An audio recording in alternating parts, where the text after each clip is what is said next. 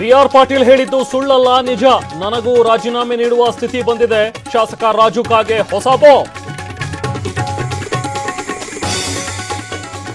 ಜಮೀರ್ ರಾಜೀನಾಮೆ ಕೊಡೋದು ಒಳ್ಳೇದು. ಹಗರಣ ನಡೆದಿಲ್ಲ ಅಂದ್ರೆ ಮತ್ತೆ ಸ್ಥಾನ ಪಡೆಯಲಿ. ತಮ್ಮದೇ ಸಚಿವರ ರಿಸೈನ್ ಕೇಳಿದ ಬೇಳೂರು. ರಾಜು ಕಾಗೆ ಸತ್ಯ ಹೇಳಿದ್ದಾರೆ. ಜಮೀರ್ ರಾಜೀನಾಮೆ ಪಡೀರಿ. ಕಾಂಗ್ರೆಸ್ ವಿರುದ್ಧ ಸಿಟಿ ರವಿ ಕಿಡಿ.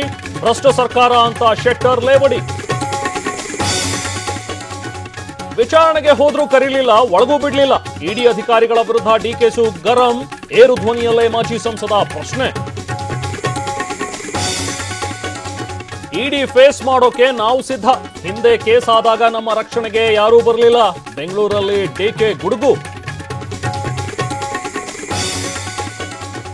ವಿಜಯೇಂದ್ರ ಸಭೆಗೆ ಎಷ್ಟು ಜನ ಸೇರ್ತಿದ್ದಾರೆ? ಕಾಲ್ ತುಳಿತದ ಹೋರಾಟದಲ್ಲಿ 300 ಮಂದಿ ಬರಲಿಲ್ಲ.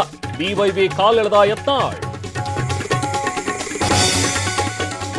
ಗ್ರಾಮವೇ ಮುಳುಗಡೆ, ವಾಹನಗಳು ಜಲಪಾಲು. ಮಳೆಗೆ ರಾಜಸ್ಥಾನದಲ್ಲಿ ಅಲ್ಲೋಲ ಕಲ್ಲೋಲ. ಗುಜರಾತ್ನಲ್ಲೂ ಪರಿಸ್ಥಿತಿ ಭೀಕರ.